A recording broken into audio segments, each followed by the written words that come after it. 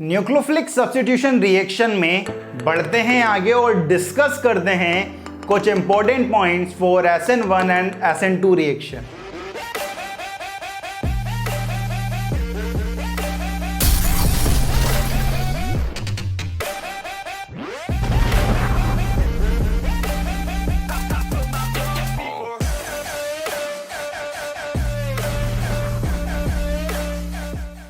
आज हम बात करेंगे कुछ इंपॉर्टेंट पॉइंट्स की जो SN1 और SN2 दोनों के लिए एप्लीकेबल होंगे भाई।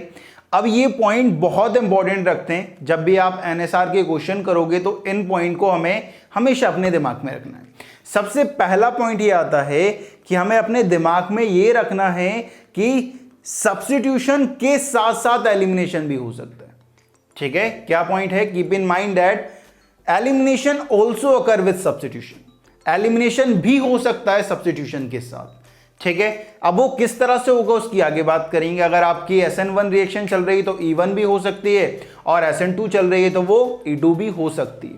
ठीक है, अब दूसरा पॉइंट ये आता है कि जो न्यूट्रल चार्ज स्पीसीज होते हैं, न्यूट्रल चार्ज स्पीसीज जैसे कि वाटर है हमारा, अल्कोहल हो गया, एसिटिक एसिड हो गया, फिनॉल हो गया, उन्हें हम वीक बेस कंसीडर करते हैं। और वीक बेस कंसीडर कर रहे हैं तो उसे अपन SN1 रिएक्शन में यूज कर सकते हैं। और जो नेगेटिवली चार्ज स्पीसीज होती हैं जैसे कि OH नेगेटिव है, RO नेगेटिव है, NH2 नेगेटिव है, हम उन्हें स्ट्रॉन्ग बेस कंसीडर करते हैं। अगर स्ट्रॉन्ग बेस कंसीडर कर रहे हैं तो उन्हें हम SN2 रिएक्शन में यूज करने वाले हैं भाई।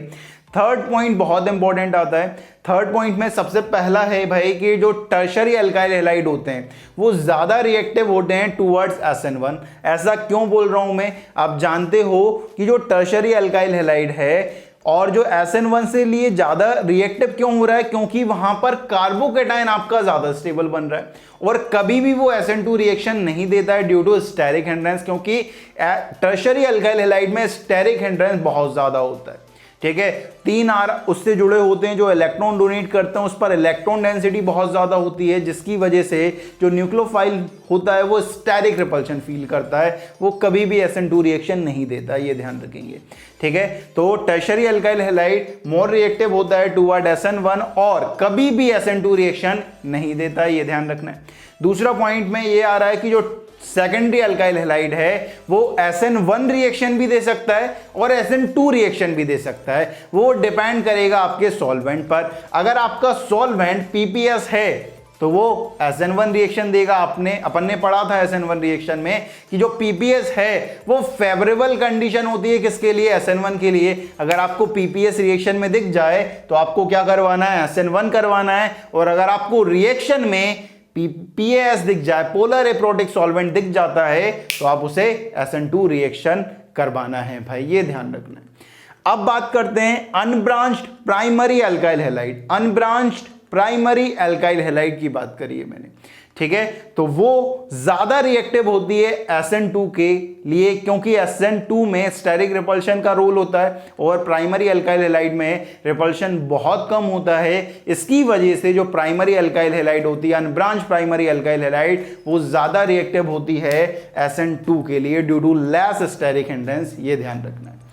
अब नेक्स्ट पॉइंट ये आता है कि if beta branching is present in primary or secondary alkyl halide or beta carbon is 3 degree or 4 degree, then compound is more reactive towards SN1 because of stability of carbocation।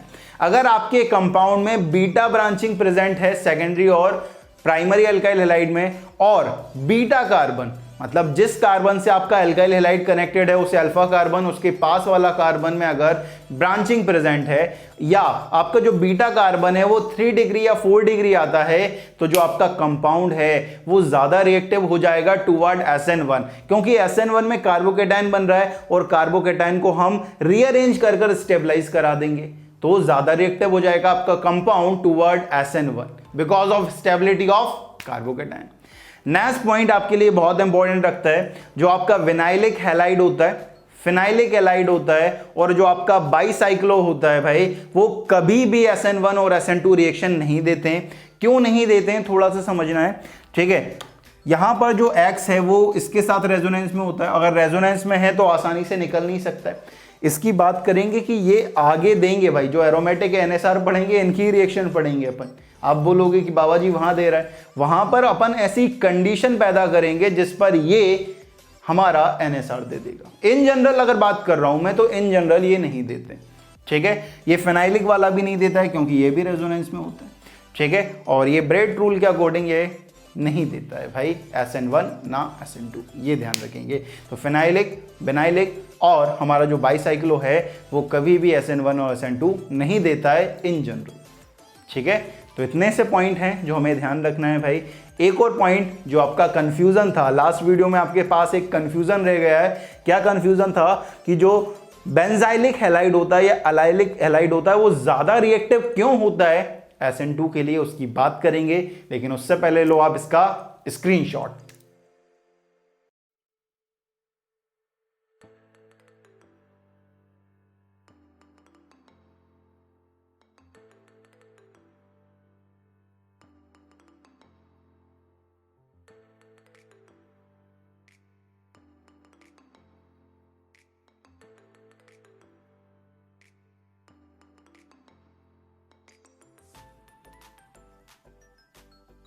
तो ले लिया है आपने इसका स्क्रीनशॉट, तो चलिए आगे बढ़ते हैं और आपके कंफ्यूजन को दूर करते हैं। चलिए भाई नेक्स्ट पॉइंट डिस्कस करते हैं, और नेक्स्ट पॉइंट में आपका जो कंफ्यूजन था वो दूर होगा कि जो बेंजाइलिक और अलाइलिक है वो SN2 के लिए भी रिएक्टिव होते हैं, ठीक है। हम ऐसा क्या सोचते हैं कि जो बेंजाइलिक और अलाइलिक होते हैं वो ज्यादा रिएक्टिव होते हैं toward SN1 because of stability of carbocation, सही बात है।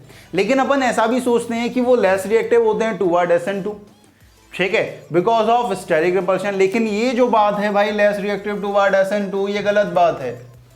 क्यों? क्योंकि वहां पर जो पाई इलेक्ट्रॉन होते हैं ना वो 120 डिग्री पर होते हैं, और 120 डिग्री के होने की वजह से वो रिपल्शन बहुत कम लगाते हैं, नेग्लिजिबल मान सकते हैं अपन। वहां पर जो पाई इलेक्ट्रॉन होते हैं वो 120 डिग्री पर होते हैं, जिसकी वजह से उन पर रिपल्शन बहुत नेग्लिजिबल होता है, बहुत कम रिपल्शन लगाते हैं। अब जैसे कि समझना यहां पर कि हमारे पास क्वेश्चन है, यहां पर मैंने अलाइलिक हैलाइड लेके रखा हुआ है, ठीक है। अब ये अलाइलिक हैलाइड है, अगर मैं SN1 कराता हूं तो आप सोचोगे ये Br निकलेगा, यहां पर ये कार्बोकेटायन बनेगा और ये रेजोनेंस में चला जाएगा, ज्यादा स्टेबल हो जाएगा, SN1 आराम से दे देगा। लेकिन SN2 की जब बात आएगी आप बोलोगे कि ये जो पाई इलेक्ट्रॉन है भाई वो रिपल्शन में पार्टिसिपेट करेंगे और रिपल्शन आएगा तो SN2 क्यों देगा भाई वो, क्योंकि स्टेरिक रिपल्शन ज्यादा, तो रिएक्टिविटी टुवर्ड SN2 कम होना चाहिए। अब यहां पर समझना कि जैसे ही मैं SN2 करवाता हूं तो होने क्या वाला है, यहां पर पीछे की साइड से क्या होने वाला है, आपका Br अटैक करेगा, और Br जब अटैक करेगा ना तो ये जो पाई इलेक्ट्रॉन्स होंगे ना इस कार्बन के रेस्पेक्ट में, ये जो पाई इलेक्ट्रॉन्स होंगे वो 120 डिग्री पर होंगे, जिनका रिपल्शन बहुत कम होगा, और यहां से एक साइड से आपका OH जुड़ रहा होगा, ये बॉन्ड फॉर्म हो रहा होगा, और ये बॉन्ड क्या हो रहा होगा, ब्रेक हो रहा होगा। ये पाई इलेक्ट्रॉन यहां पर रिपल्शन बहुत कम लगा रहे हैं, नेग्लिजिबल लगा रहे हैं, और नेग्लिजिबल लगा रहे हैं भाई तो ये तो काम ही नहीं कर रहा, रिपल्शन फैक्टर काम ही नहीं कर रहा। अगर रिपल्शन फैक्टर काम नहीं कर रहा है तो यहां पर जो रिएक्टिव होगी, इनकी रिएक्टिविटी होगी बेंजाइलिक या एलाइलिक की, वो SN2 के लिए भी ज्यादा होने वाली है। ये ध्यान रखना है, क्योंकि यहां पर जो पाई इलेक्ट्रॉन है वो रिपल्शन में पार्टिसिपेट नहीं करते हैं, तो इसलिए बेंजाइलिक और अलाइलिक वहां पर पहले आ रहे थे, क्योंकि उनके पाई इलेक्ट्रॉन रिपल्शन में पार्टिसिपेट ही नहीं कर रहे हैं, और रिपल्शन में पार्टिसिपेट नहीं करेंगे तो रिपल्शन नहीं लगाएंगे, स्टेरिक हिंड्रेंस नहीं होगा, और स्टेरिक हिंड्रेंस नहीं होगा तो SN2 आराम से दे देगा भाई, ठीक है।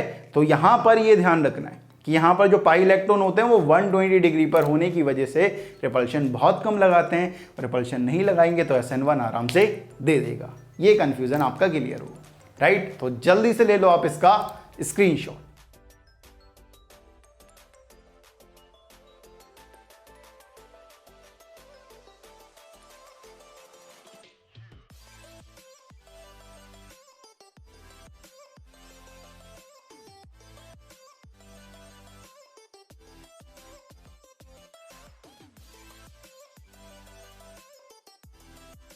तो ले लिया है भाई आपने इसका स्क्रीनशॉट, और आज हमने कुछ इंपॉर्टेंट पॉइंट्स की बात करी जो SN1 और SN2 दोनों के लिए एप्लीकेबल हैं भाई।